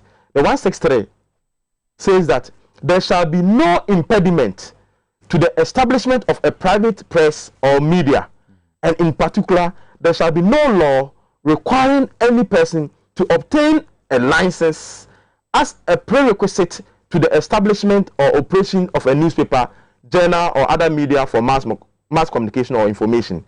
Okay, that because Article 162 says that there shall be no impediment, or in Article 164 says that the provision of Article 162 and 163 of this Constitution are subject to laws that are reasonably required in the interest of national security, public order, public morality, and for the purpose of protecting the reputation, rights, and freedom of others. Okay, so that same Constitution at least provide a caveat that yes, you have freedom to do all because of our history, blah blah blah blah, but there should be responsibility, and so the NMC tried LI 2222 or so. They tried something to sort of regulate the media. It didn't work out because of that same licensing argument. But there's a difference. What the NCA is doing is that it's saying that, look, there's an NCA Act at 775, which says that, yes, you need a license. Because, of course, there should be an institution to regulate the space.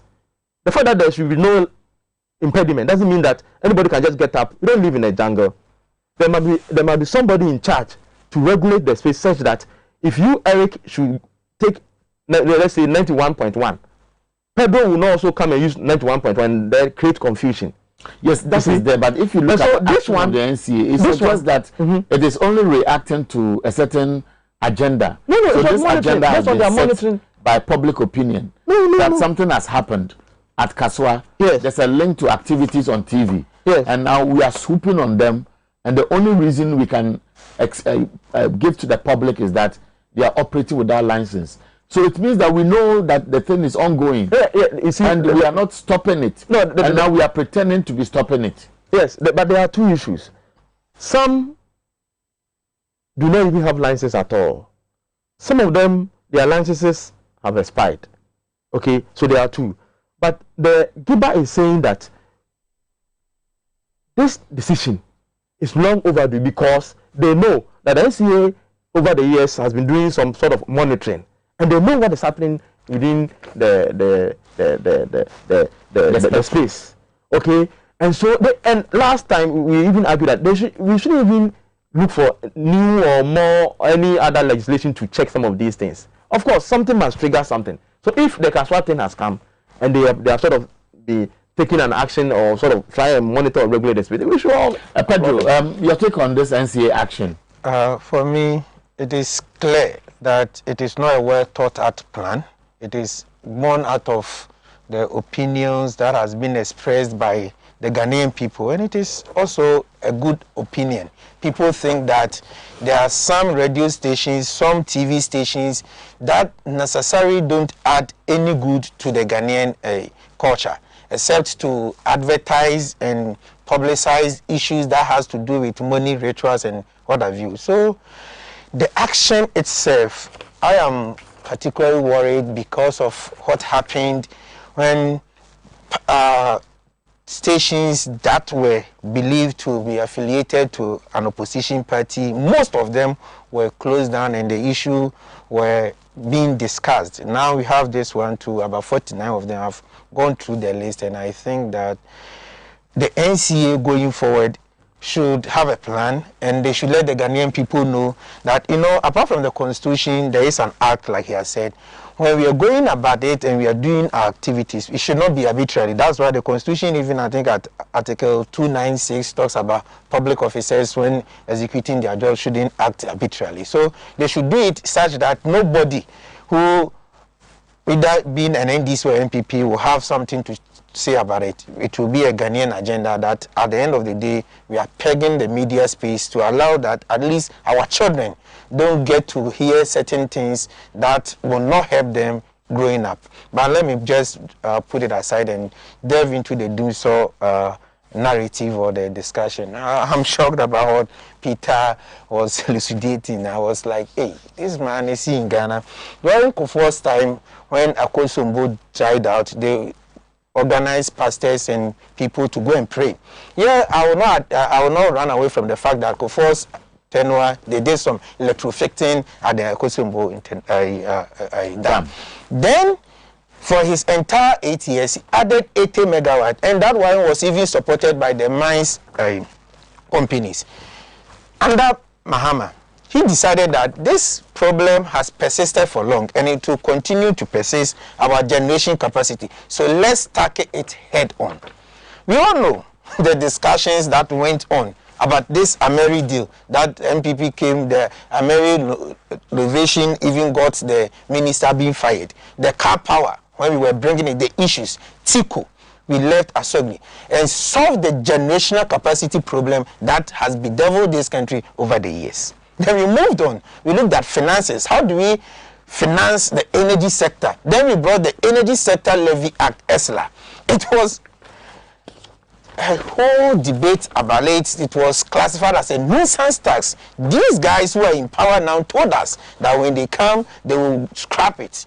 And it had a time bound that upon which when we are able to pay, then we will scrap it. These people came and they created a special purpose vehicle with the ESLA and went in for an ESLA bond of 1.3 billion. They could not pay the legacy, all the legacy debts. And as we speak, the indebtedness of this government to the IPPs is part of the problems we are facing today. Except that in Ghana, when there is a crop of people in government, people speak the truth. And when another crop of people comes to power, the voices of conscience are lost. We don't hear about it. That is why it has become an NDC matter. But the truth of the matter is that it is not a generational problem like we used to have, but it is funding. And they are not being truthful to the Ghanaian people. But we have all read and heard about the IPPs threatening to, withdraw their services if they are not paid. And we all know government owes ECG, VRA, GRIPCO, and they also owe the IPP. So the issue about DUMSO is leadership problem. The Akufo-Addo-led government is not truthful. And as a result of that, of their untruthfulness, it has manifested in their activities, and Ghanaians are suffering now. And the other things, I'll just the consequences about doing so is that it doesn't affect only Pedro, it doesn't affect Peter. Yes. Apart from the fact that we don't even get power to, it is going to affect the recovery of our economy. Do you know why? A country that suffered COVID-19 and we are now bouncing back. People are not going to be productive because they don't have power. And the other aspect is that people also will not last. Oh, May 10 to May 17 in Accra. I hear about Accra and I ask myself, these people, you see, deliberately, this government was built on lies and it continued to lie. Because you see, in Western of, it is not Accra. Okay, let me do your text messages. This one says, after Ashanti region, I claim President Akufo-Addo has fixed DUMSO. What then do they do to the time? What did they need the timetable for? When they were even claiming, what they are even claiming is even a lie. If you are asking for timetable, you are simply saying you have to accept your DUMSO. The message was not very clear. I was struggling to get the understanding. Correct Score sent this. Look, according to the MPP, this is the winning team, deputy ministers, and I ask, what was the 125 ministers doing? They were wasteful, education failure, agri-con, sanitation, waste of money. None of the ministers has lived to expectation. He's talking about the 125. Bukala Jones sent this from Kerry. He says, Ofusampofo is just trying to exert damage control over how he has messed up the NDC. Any serious political party triumph over electoral victory. So if he cannot ensure that NDC's pink sheets are duly collated, how then can the party say that they won the elections? Even from Kwabenya, the MPP led by liability and incompetent President Akufo-Addo know the solution of illegal mining in the country, but it is deliberately wasting the taxpayers' money on the useless dialogue. Echo from Kwabenya sent this. I think I've read Echo from Kwabenya's message. This one is from Ishira Anelka in Ashaman constituency. His Excellency Nana Akufo-Addo and the MPP government have performed creditably well and deserve to be supported by the good people of Ghana to do more for this country. Masaudu from Bantama sent this. President Nana Akufo-Addo's government is determined to widen the tax net and to make it fairer, simpler, and convenient for citizens to meet the obligation of contributing towards the national development. Indeed, Ghana is working again. Good morning, my mentor. Please kindly ask NPP editor in your station where is Sylvia Ano? Ghanaians are discerning. Ato said this. I don't know where Ato sent this. Then I pay send this. I would have been very surprised if the NDCs honored the bogus EC invitation extended to them. The 2024 elections will be won at the polling station and not at the EC headquarters. I pay from Esisiwera sent this. Let me do 2 more. I think time is up. We thank the NDC for not attending the bogus review of the 2020 elections. What review the EC need after the Supreme Court verdict? We in the NDC will review it ourselves. Samuel Ebokwenu sent this from Winneba. And the last one says, the deputy editor of the Daily Dispatch newspaper does not want to accept that government is doing wrong and is always defending them. Kweku from Cape Coast sent this in summary. So that's it. Today is the Chief Imam's birthday.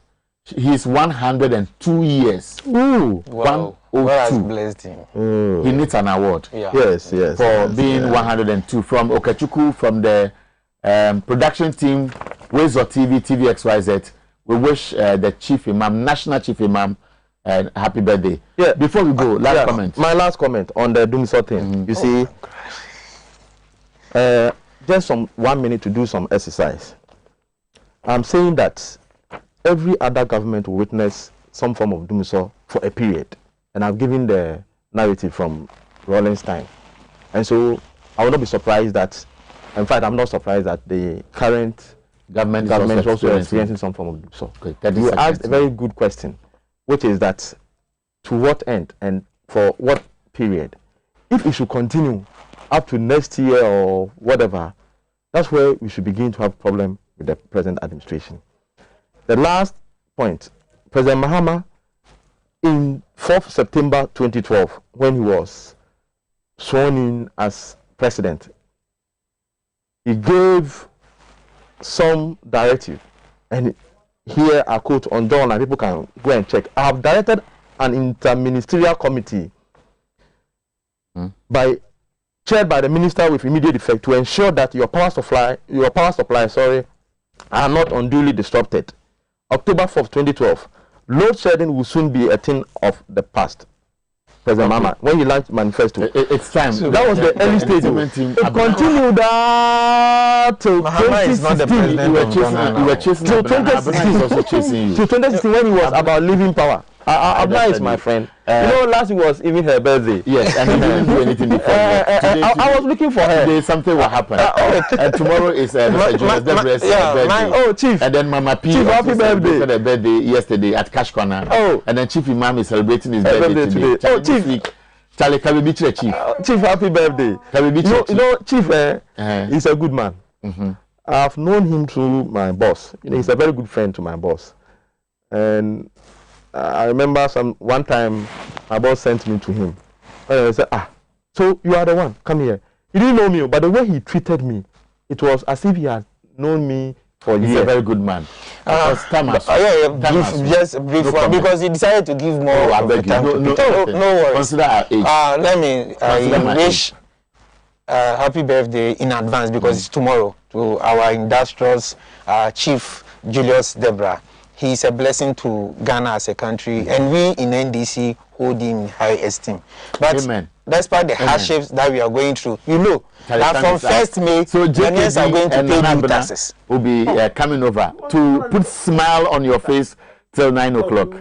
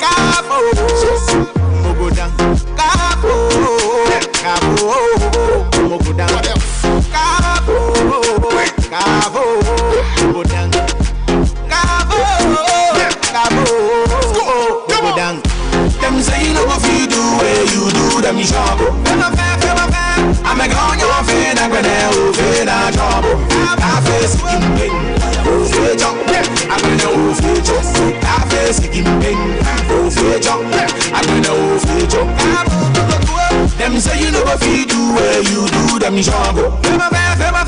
I'm a gun your friend, I'm gonna open I'm a job. I face it in pain. I'm gonna What else? I be there one of the figures that we no go do. If you not we do one with the skin pain. What's it walk up them? I say now who be you? Yako pana dum till we they maintain. Stand up if you say woman me pressure. Just a canon corner coming I'm from. Now so Jehovah name me protector. Yeah me baba you no suffer shen come. Now she run a young tongue. Oh windy. Yeah we best with criminal me to spin test. Charlie with the critical thinkers. Yeah we yeah can be caught to corner can be singlet. But I follow up me to her last year. But I feel the one who me a queen law. The thing I mean if I son me buck like there. Then I say who came on abu who me a Charlie came for. Cause every Victor. Oh. Them say you know what you do where you do them shop. Fema fair. I'm a gone your fin. I go there over na job. I face him bing. Over job. I go there over job. I face him bing. Over job. I go there over job. Them say you know what you do where you do them shop. Fema fair. I'm a gone your fin. I go there over na job. I face him bing. Over job. I go there over job. I face him bing. What else? Over job. Yeah. I go there over job. One time for your skin pain. The devil always wanna see me in pain, but the blessing will drive you insane. Who crossing a reply, as I do late. Or so rather pop and what you show the team. My brother on the done any musa laptop. Then they make a home, but so you me film. I feel where they may have a last stop. Fire we go past up. Rolls Royce, Phantom, Fresh Boy, Handsome, Money Bag, Hamburg, Trinidad, all the way to Frankfurt. Who the man? Come talk. Come and see the girlies with the catwalk. Charlie me shiva no be small. More than mountain and fire to so nobody go fi stand top. Shady. Them say you know what you do where you do them shop. Fema fair. I'm a gone your fin. I go there over na job. I face him bing. Over job. I go there over job. I face him bing. Over job. I go there over job. Them say you know what you do where you do them shop. Fema fair. I'm a gone your fin. I go there over na job. I face him bing. You know my niggas so jack ya. I go there over job. Fema fair. Pona ba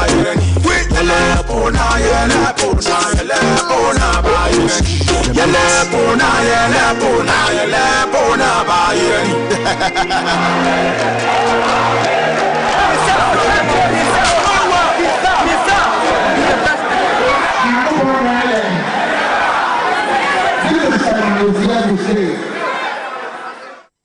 I tell you, this one, Sarkodie's hair was for me because all this while, I didn't know they were saying yellow pona, yellow. I mean, I could hear the yellow pona, but I didn't relate it. Jesus.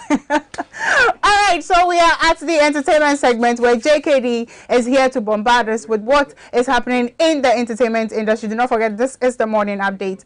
Hi. What's up? What's up? How you doing? Okay. You didn't know about the yellow pona? I did not. Can you imagine? You need to get some pona in you. That's what you need. No, but that's my favorite yam. But who did like the other one? You. Anyways, good morning. Welcome to Entertainment Updates right here on Morning Update. Of course, we started off with Sarkodie. So let me just start with Sarkodie. All right. Yes. Are you a Sarkodie fan? Yes. Who isn't? You. Sad Nation. You. Anyways, so he is out saying that no pressure. # no pressure. That's his album coming. Oh yeah, in I saw it. That's in July. In fact, it's gonna come out on the 9th of July, which of course on the 10th of July is his birthday. That's what people actually don't know. A lot of people would say, "Oh yeah, Charlie, we don't know why they bring them the 9th." But then I just figured out that so 9th is what day? 9th. No, I've not checked about 9th. Please. Why are you putting me on the spot like that? I mean, I didn't like that thing there. But you should see the video that he brought out to literally tell us that we should get ready for No Pressure album, and the video itself is pressure. Yeah. I mean, I think so. Then it means that the title of the album is sarcasm. Charlie, you should know. No pressure, but pressure. No pressure, but this guy, they give him pressure.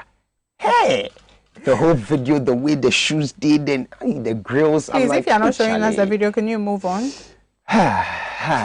Anyways, All right, so let's talk about Ekuapem Polo. Oh. Yes. Why you all like that? No, I'm like, yeah. Oh, yeah. Let's do it. I saw your emotional. Yeah. Yes. I'm not so emotional, eh?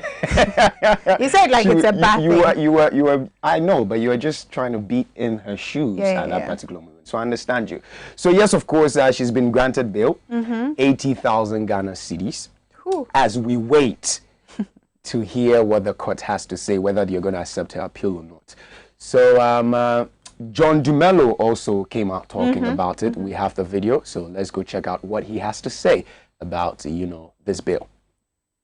Ekuapem Polo was sentenced for 90 days. I made a post on Twitter talking about the fact that what her lawyers needed to do at that time was to be able to apply for bail pending an appeal, and that would get her out of prison pending the final decision of the appeal. And a lot of people, lambasted me. A lot of people said I didn't know what I was talking about. A lot of people were saying, all sort of things.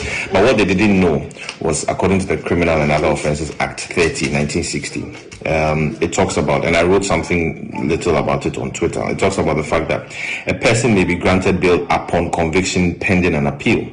It's an application made by an accused person after his conviction pending an appeal against the conviction. Then it goes on. I went on to say that the courts are thus always cautious to grant bail pending an appeal. I mean, there are circumstances under which bail pending an appeal may be granted by the courts. I mean, these are set out in Finn and Another versus the Republic 1971. And so going by, these, or going by this, this is common knowledge, and it's an open procedure that you can get bail after you've even been sentenced and convicted. And I'm happy that today, the court has granted a bail, and I hope and pray that the final decision on her appeal, is granted, and so that we see, the end of this case. And so I just hope and pray that the court would tamper justice with mercy, and look, God bless Ghana and God bless us all. I mean, we are just happy that Ekuapem Polo is out, and so enjoy your Wednesday and have an amazing day. All right, so those were words coming in from John Dumelo. That's common knowledge. Yes, it's common knowledge that John Dumelo gave us the speech. Hey, when you get on Twitter, people are being sarcastic indirectly. Can you imagine this? Sarcasm already is indirect. You see, Twitter is a dangerous place to thread. I Very love Twitter. dangerous. I love Twitter. I am on Twitter. When I'm bored, usually when I wake up in the morning, the first place, after my morning devotion, before people say you don't pray, after that, I go to Twitter. Okay, she's a Twitter fan. Anyways, away from that, well, Shatta Wale, your biggest, artist, she loves Shatta Wale like no one's business, says he is going off social media come 26th of April. This man. He says he's going off social media. We don't know why he's going off. But then a lot of people are talking. Some people are saying because I'll tell you about it just after this is the next story. Okay. So I don't know why he's going off social media. So you're just keeping us in suspense. No. Some people are saying I'm just gathering feeds to get it. Yes. Right. So it's more like a feedback. All right. So if you're a fan of Shatta Wale, let's see whether he will go off literally on the 26th. He's saying he's going off for personal reasons. That's what he said. We've known Shatta to do what he says. Why are you saying that's? But let's see. He can change his mind. No, but he can change his mind. He says it's due to personal reasons, so he can change his mind. Anyways, I want to say a very big congratulations to Mark Okwekumante for. Oh yes, Mr. Capable. Yes. Minister designate for Deputy Minister designate for Ministry of Tourism, Arts and Culture. So yes, congratulations to you, sir. And this is where I come in. Where? So people are saying, you remember very well, Shatta Wale came out and said that, well, Mark is not, competent for the job and this and that. He did a video about it. So now people are saying because he has been, selected to be the deputy minister, Shatta Wale is not happy about it, so that's why he said he will go off. Career. Yes, because he feels like it's not like giving up. No, he's not saying he's giving up the career. No, but what he's saying is he's going off social media. He's not saying he's giving up the music. I get why people taking it. It's a different context altogether. Media, I mean, he uses that space to promote himself. Yes. So aside the traditional media, there is social media that they use. So, and you know, Shatta is not a big fan of the traditional media because he says the media didn't make him, the people made him, etc., etc. If he's taking himself off social media, in a way, it will affect his business, isn't it? It will, but then I don't think he can still make music and still do what he's supposed to do. Shatta fans. Yes. All right. So that's it for entertainment update for today. He's not leaving because. But catch us live on X Zone and today 1 p.m. to 2 p.m. nothing but the best of entertainment. Your late afternoons just got lit. And yes, don't worry, I got the memo, so definitely. Oh, and tomorrow is Chief's birthday. Yes, tomorrow is Chief's birthday. Happy birthday to you, Chief. You know his name, his initials to his JKD. Oh yeah? Yeah. But his is the original. Yours is the Chinko version. We'll take it like that. So say something nice. Happy birthday to you, Chief, from Junior JKD, because she says yes, you are fake. I'm fake. Yes. So happy birthday to the man himself, Big Boss. Yes, happy birthday to you, boss. I mean, I know I haven't encountered you much, but every time